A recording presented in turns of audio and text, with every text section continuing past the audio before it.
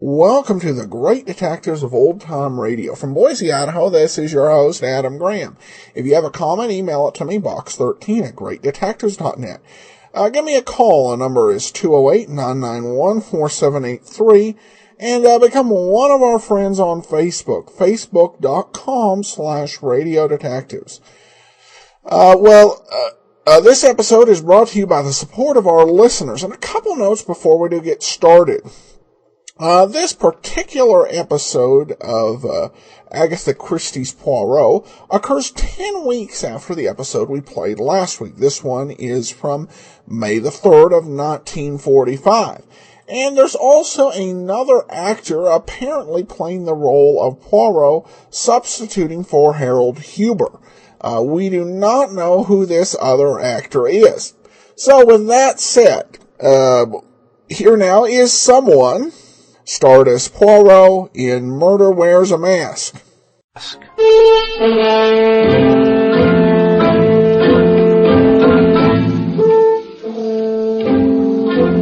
Agatha Christie's Poirot.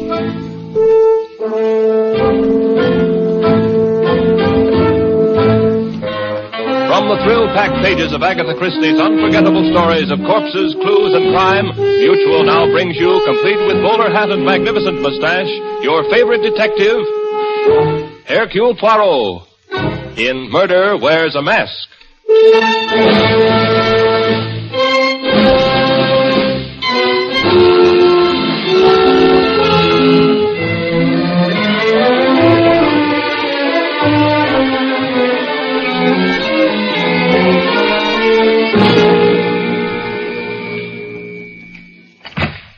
Yes? I'd like to speak to Mr. Poirot. Won't you come in? Your name, please? Richard Fields. Mr. Poirot's busy at the moment. Please sit down. I'll tell him you're here. Thank you. There's some magazines on the table at your left. Mr. Poirot, it's a Mr. Fields. Eh? Well, he can wait. He's a very patient man. He only rang the bell once. Here, Abigail, I want you to taste this sauce now. It's good. Good? Oh, ma foi, Abigail, it is superb. There are only 3 people in the world who know how to prepare this sauce. And you are about to become the 4th. Now, you take 2 tablespoons... Chief, there's someone waiting. Oui, Monsieur Fields, eh? Eh bien, I suppose we must see him. Come. Mr. Fields, this is Mr. Poirot. Oh, how do you do? Bonjour, monsieur. Well, it must be an important matter which calls you away from your business at the moment when it is most active. Well, as a matter of fact, I don't recall mentioning my business. But it was not necessary, monsieur. The Journal of Wall Street in your pocket tells me you are a stockbroker. Since it is only now 3 o'clock, it is obvious you left your office shortly before the closing of the exchange. Oh. Now, you would not do this for a minor matter. Oh, you're right. I've come to you on a matter that affects me very deeply. It concerns my daughter's welfare. Uh-huh. You see, Mr. Poirot, she's quite young, not quite 18. And at that, she's rather immature for her age. Yes, monsieur, but let us come to the point, please. I have a sauce cooking, important business waiting for me. Well... Now, what is the young lady's difficulty? She met this ham actor when he went up to her school to address the Dramatic Society. He's still quite distinguished looking in a dissolute sort of way, and she promptly became infatuated with him. It's partly his reputation, I guess. He's been a matinee idol for 20 years. Well, that seems very normal behavior for a young girl of her age. Yes, but the horrible part of it is that he became equally interested in her. Why, the man's old enough to be her father. Oh, you must have heard of him. His name... Wait, monsieur, please. I should prefer to hear all the facts before you mention any names. I never like to engage in idle gossip. This is no gossip, I assure you. I was up at this man's apartment only an hour ago. He was showing my daughter a necklace he had bought her as a wedding present. Alors, monsieur, he woos her with diamonds. It is not illegal. In this case, Mr. Poirot, it's immoral. She's too young to see through him. Uh-huh. But why do you come to me? I want you to help me break up this affair. Oh, monsieur, The man has led a sordid life. You're an investigator. If you dug around, you could produce proof of some of the things he's done. Proof that even Laura would have to believe. I'm sorry, monsieur. You've come to the wrong person. My talents, such as they are not available for such enterprises. Good day, sir. I can afford to pay you well. Monsieur, no one in the world is rich enough to buy Hercule Poirot. Now, you will excuse me, please. I have important work in the kitchen. All right. I can't force you to do it, but I want you to know that you're leaving me no alternative. Eh? What do you intend to do? Something very simple, Mr. Poirot, and at the same time, very conclusive. Good day.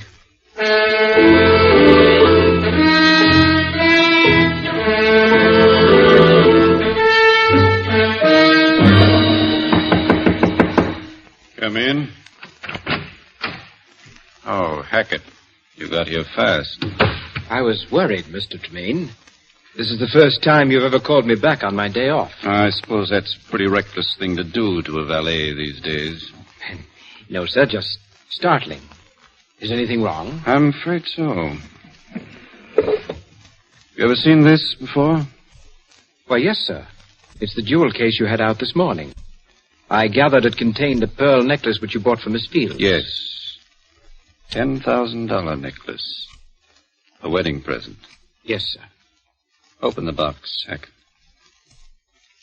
They're very lovely, sir. Are they? Oh, yes, sir. Very lovely. Hackett, you're a liar. I beg your pardon? You're a liar. You know perfectly well these are not real pearls. Mr. Tremaine, surely you're jesting. You've made a mistake, Hackett. You thought I was a complete fool, didn't you? You waited till Laura and I left for the theater at 2 o'clock and then substituted these cheap, cultivated pearls for the real ones, hoping I'd never find out until it was too late. I couldn't do that, sir. The pair of pearls were in the safe, and I don't know the combination. Who put them in the safe? I did. You asked me to. But I didn't ask you to leave the safe open, did I? I remember now that I didn't hear you twirl the knob. What did you do with those pearls? I never touched them. Very well. Give you your chance. I'm turning you over to the police. Don't touch that phone, Tremaine. Oh, you cheap, bungling thief posing as a valet. I should have realized what a bad performance it was. Well, I'm sure your experience will come in handy in prison. Drop that phone, Tremaine. Get your hands off me. All right, Tremaine, you asked for it. What are you? Put down that knife. Put down that... No!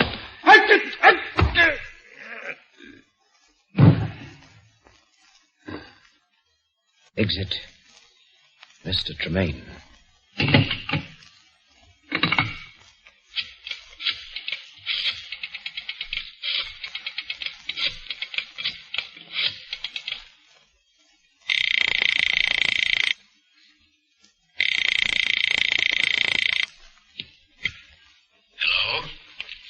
Hello, Mr. Fields. Yes.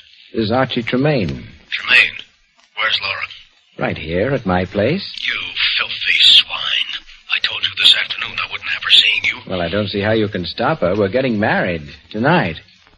Married? Yes, we'd like to have your blessing. Why don't you come down? I wouldn't come down. Yes. Yes, maybe I will. Sure. I'll give you my blessing, Tremaine. Wait for me. I'll be down in 20 minutes. Don't worry. I'll be here.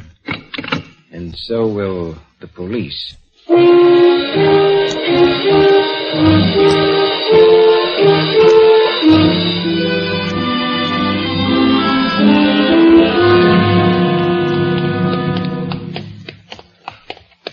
Inspector Stevens, I tell you, the next time we have dinner together, it will be in a place without a telephone. Then I will be certain at least we can finish our dessert without interruption. And here we are. This is the place. You could have stayed and finished your dessert, Poirot. I didn't take you by force. It is the same thing. Why, you very slyly tell me you have received an anonymous call reporting a murder. Lord, you know I cannot resist such a situation. He has excellent taste, this Monsieur Archie Tremaine. Me, I like very much these brownstone houses. Nobody home. Place is dark. We're probably on a wild goose chase. But the door, it is open. Oh. And the light switch, I presume, is here. So, and now? Oh, we better start looking around just to make sure. Now, let's try the library first. It should be... There's no doubt down this hall here. All these brownstones, you know, they are very much the same. Inspector, flash your light around, please, eh? All right. Here is the switch. Sacre! Tremaine. Yeah, he's dead all right. Stabbed through the heart. Stabbed once, Inspector, with that letter opener. He must have dropped on the spot. There's no other blood around, just that one big pool he's lying in. And these bloody footprints all over the floor. They must be the murderers, Poirot. He stood over the body to make sure Tremaine was dead and didn't notice that the blood was oozing around his shoes.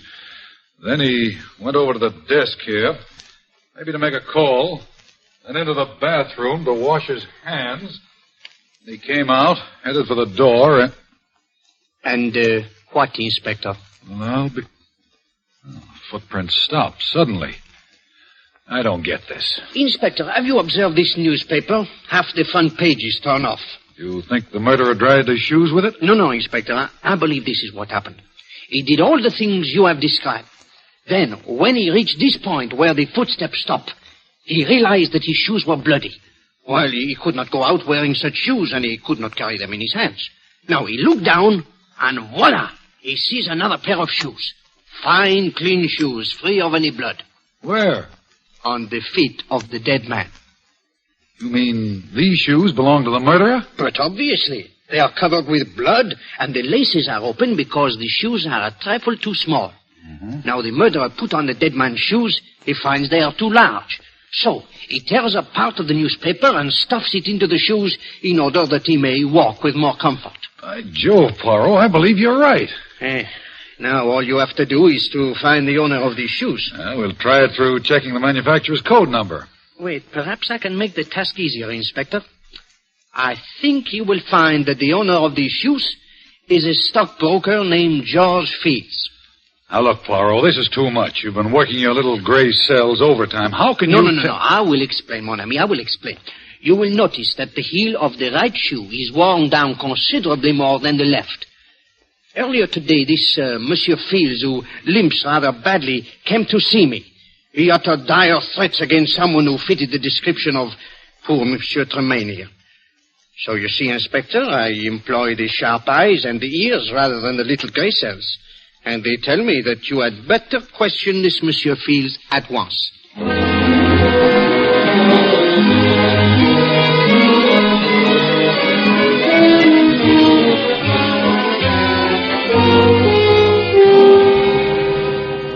Well, Poirot, you were right. We've got Fields here at headquarters under lock and key. He's our man, all right. He was trying to burn Tremaine's shoes when we called on him. You are sure he is the guilty man, eh? Of course. He tried to tell us some cock and bull story about getting a call from Tremaine and finding him dead when he got there. Says he got his shoes all bloody before he saw the body, and then he became panicky and changed them. Just as I thought. Mm-hmm. But he's the killer, all right. You said yourself he threatened Tremaine. It's an open and shut case. Myself, I always mistrust the open and shut cases. Tell me, what of the anonymous telephone call you received? The way I figure it, Poirot, Fields called us himself, and then he thought maybe he could beat the rap, so he wiped off all his fingerprints, changed shoes with the dead man, and ducked. Oh, a very intelligent reconstruction, Inspector. Very intelligent. Alors, I must return to my office now. If anything new develops... I'll let you know. Good. Bonjour, Inspector.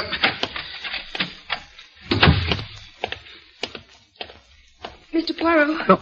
Oh, Mademoiselle Fields. Mr. Poirot, may I please talk to you for just a moment? Oh, but of course. I know how distressed you must be. Well, here is a bench in the corridor. I don't think we will be disturbed here. Thank you. Mademoiselle, let me assure you of my great sympathy if there is anything I can do. There is, Mr. Poirot. You can prove my father is innocent. Oh, that would be extremely difficult, Mademoiselle. All the evidence seems to point to his guilt. Well, I don't care about the evidence. He didn't do it. He couldn't. He was in my office, Miss Fields, and he threatened to take desperate measures. He lost his head, but he didn't mean what he said. And he was there in Monsieur Tremaine's apartment about the time of the murder. He admits this. Well, of course he admits it. He has nothing to hide. But at first, Mademoiselle, he did deny it. And the exchange of shoes, the removal of the fingerprints. Oh, Lord, these do not seem to be the acts of an innocent man. Mr. Poirot, he was trapped. Someone lured him down there and planted the evidence to convict him. That is what he tells us, and I will not say it is impossible, but there must be proof. Don't worry, I'll find it somehow. George will help me. George? Oh, that is Monsieur Hackett, eh? Yes, Archie's valet. He knew a lot about Archie. He's downstairs now talking to the detectives. I'll go and get... Oh, here he comes. George! George! I beg you... Oh, Miss Fields. How are you? George, this is Mr. Poirot, the great detective. Well, how do you do, sir? I've heard of you, of course. Enchanté, monsieur. I have heard fine things about you, too. Oh, thank you. George, you've got to help me find the murderer. Well, Miss Fields... Go on, say it. You think my father's guilty. No, I won't say that, but I don't see how I can help you. Well, did Mr. Tremaine have any enemies? Anyone who hated him? Enemies? I don't think so. Of course, there were many people who disliked him. Why, monsieur? Well, frankly, sir, he was rather an egomaniac. He couldn't stand being in the background for a minute. It was always top billing for Archie Tremaine. But as I told the police, I can't think of anyone who'd want to kill him. Well, maybe some woman who was jealous about the necklace. The necklace? Yes, the pearl necklace he was going to give me. You were there, George, when he showed it to me that afternoon. Oh, yes, miss, I heard some conversation about it. Of course, I didn't see it. Mr. Poirot, the police found the necklace, didn't they? Matched pearls with a small diamond clasp. No, mademoiselle, I do not believe so. I myself saw everything that was found in the house, but this is the first I have heard of a necklace. Oh. Monsieur, I hope you will not be offended if I ask about your movements on the day of the murder. That was the first thing the police asked me, Mr. Poirot. It was my day off. I left Mr. Tremaine's apartment shortly after he did and spent the rest of the day and the whole evening with my parents. Oh? I do that every week on my day off. I see. Your parents, they live here in this city, huh? Yes, of course. They share a flat with me. Eh bien, I was merely curious, you know. Mademoiselle, I do not know where this matter of the necklace may lead us, but it gives one furiously to think. What say you, Monsieur Hackett? I think Miss Fields has brought up something important. Something very, very important.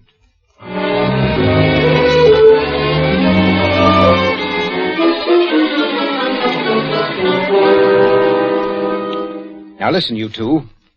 You live with me, do you understand? The date was April 5th, Thursday, and I was here all evening. Were you, George? That's interesting. I don't like your tone, Daisy. And I don't like getting the short end of the deal all the time. What? What is this, Peter? Hold up? No, Hackett, I wouldn't say that, but we do all the dirty work as a rule, and you get most of the dough. Well, this time I've done all the dirty work. And you just have to be smart. That little chubby Frenchman or Belgian or whatever he is doesn't look like much, but don't let his accent and that phony-looking mustache fool you. It's going to take great acting to make him believe that you are my parents. And it's going to take a great deal more money to make us try it. We don't want to All right. I'll double your share on this job, but watch yourself. That may be him now. I'll wait in the next room. Just in case. No rough stuff, Hackett. Now, we'll handle it with kid gloves. Yes? Bonjour, madame. My name is Poirot, Hercule Poirot. May I have a few words with you? Well, yes, come in. What is it, Mama? A gentleman, Pa. Man named Peril. Yes, and my secretary, Miss Thatcher. How do you do? Howdy. Excuse my shoes being off. We wasn't expecting any callers. Oh, no. Do not be deranged, monsieur. We will be here only a few moments. Will you have some cherry cordial, sir? I made it myself. Oh, madame, you are too kind. No. I wish only to ask a few questions about your son. George, what about him? Well, you know, I presume that his late employer was found murdered. Oh, yes, poor Mr. Tremaine. A kinder man there never was. Every Thursday, George would come around and talk about nothing but his wonderful Mr. Tremaine. Every Thursday, madame? Yes, sir. His day off. Tell me, on April 5th, the day of the murder, he was here that day too, huh? Why, what do you mean, Mr. Perot? Of course he was here. All day? Oh, from, about 2:30 on. He was teaching us to play gin rummy. Do you play gin rummy, miss? No, I'm not very good at cards, and I don't drink. Tell me, madame, where is your son now? I believe he's over at Mr. Tremaine's place, straightening things up, you know. I see. Eh bien, you've both been very kind. Oh, must you go so soon? I said it would only be a moment. Come, Abigail. Well, I'm sorry George wasn't home. We'll tell him you were here. Merci bien, madame. Lovely old couple, aren't they? I don't see how their son could do anything wrong. I do not see how he can be their son. What? Did you not observe, Abby, that the kindly old gentleman and his wife, they both have fair hair and blue eyes? Yes. But Monsieur Hackett, his eyes are dark brown. It is impossible, Abigail, for two blonde, blue-eyed parents to have anything but blue-eyed children.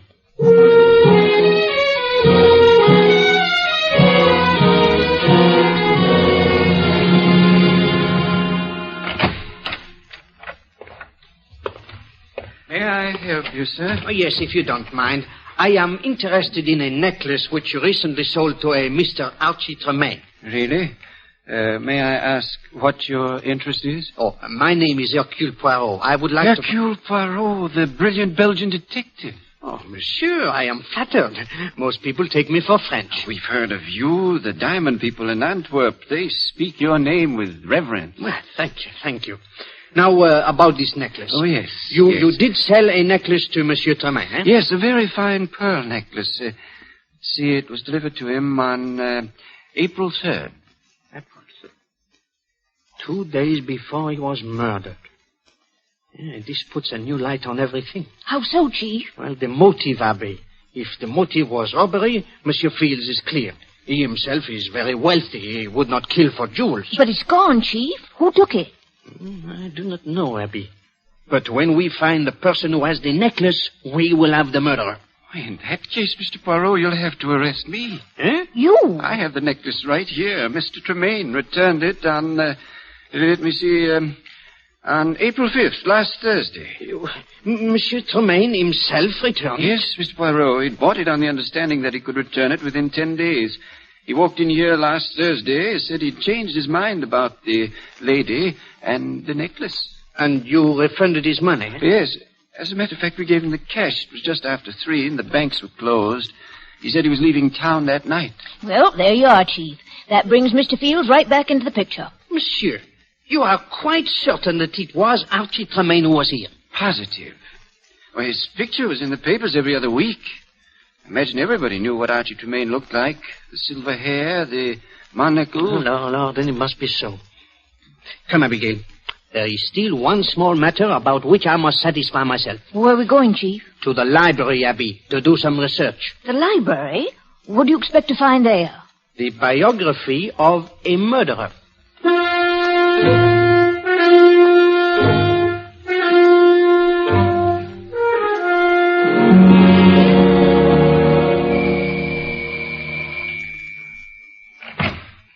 Why, Miss Fields, this is a surprise. Hackett, I had to come here to Mr. Tremaine's house.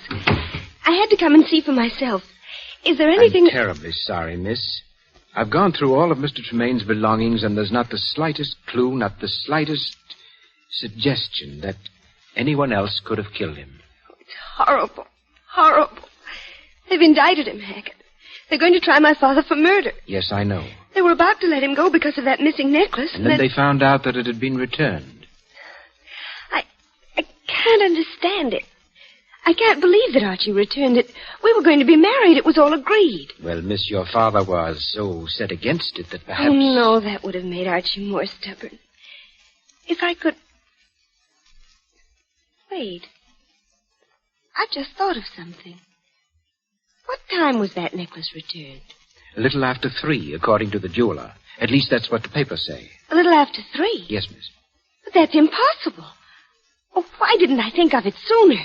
It's impossible, Hackett, because Archie was with me at the theater from 2:30 until 5. He couldn't have been at the jeweler's. You must be mistaken, miss. Oh, no, I'm not. The necklace was returned. Well, then someone else returned it. Someone else returned it and got the money for it. But no one had access to it except Mr. Tremaine. Oh, no one but Mr. Tremaine.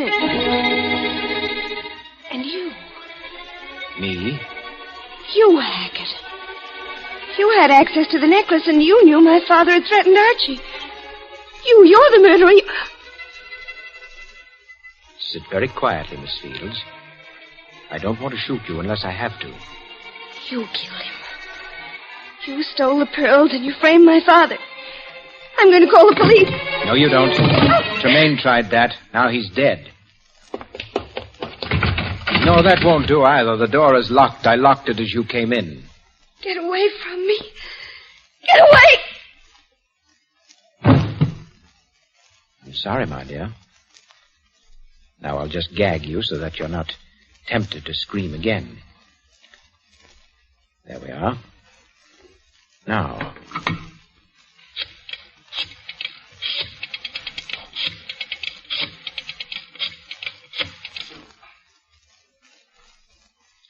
Hello, Daisy. I have a little job for you. No, it's not as hard as the other one. Doesn't require as much talent. Is that laundry wagon still available? It is. If I have Pete drive it down here to Tremaine's place, I'll have a bundle ready for him.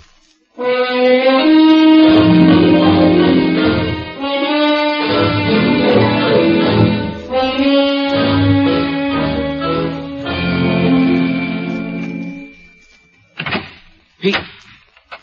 Oh. Bonjour, Monsieur Hackett. May we come in? Why, the place is topsy-turvy, Mr. Poirot. I'm in the middle of packing. Good. I may be of some help to you. You know, I have a very orderly mind. Come, Abigail. Hey.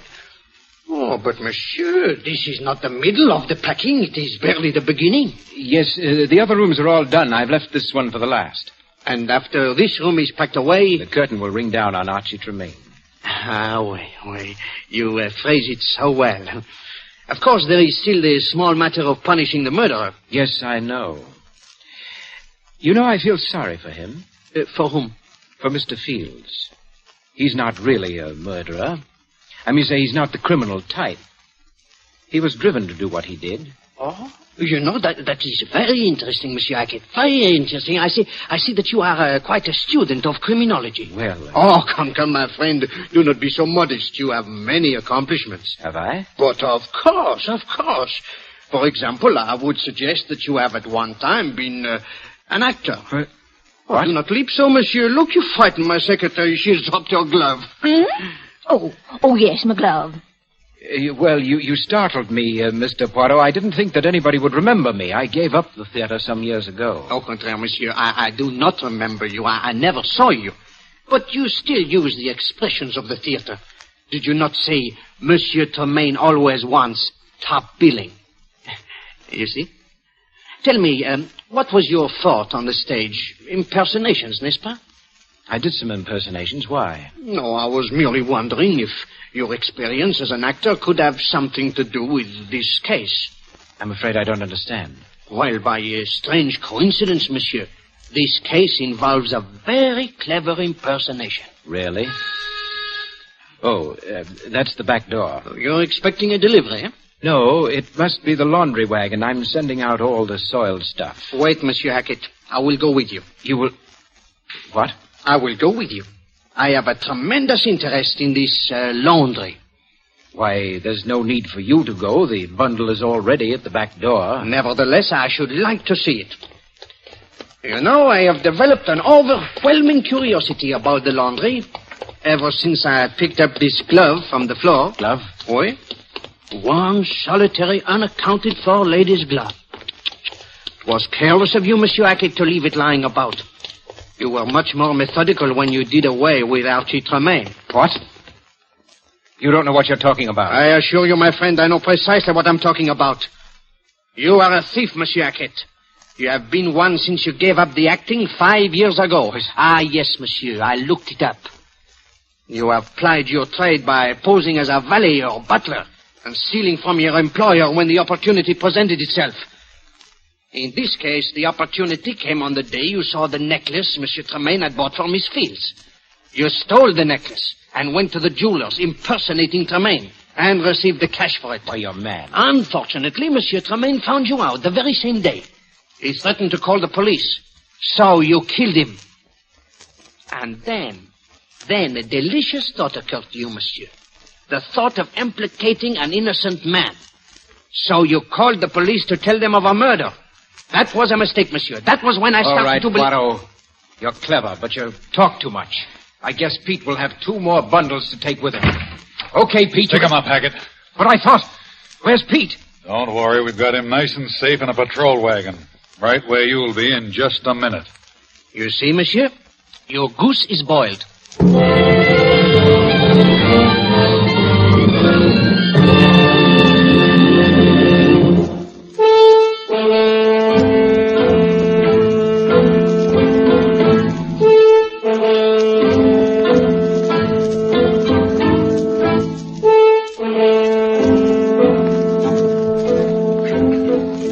Be sure to listen next week when Agatha Christie, America's favorite mystery writer, brings you her favorite detective, Hercule Poirot, in the case of Death Points a Finger.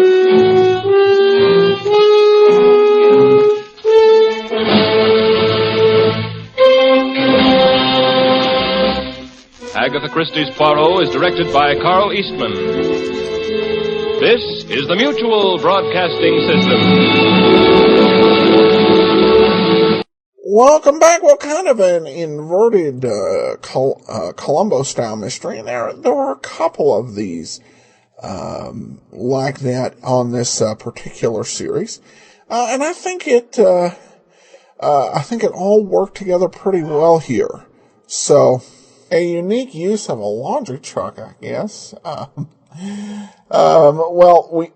In this particular episode. All right. Well, for our app and premium site, Agatha Christie Extra, this will be the last one, just because of the number of available Agatha Christie old-time radio adaptations. But we will be playing Witness for the Prosecution, an old-time radio version of that. But that will do it for today. We will be back tomorrow with Let George Do It, and then join us next week with another episode of Agatha Christie's Poirot. In the meantime, you can send your comments box 13 at greatdetectives.net. Give us a call, 208-991-4783, and follow us on Twitter at Radio Detectives. But from Boise, Idaho, this is your host, Adam Graham, signing off.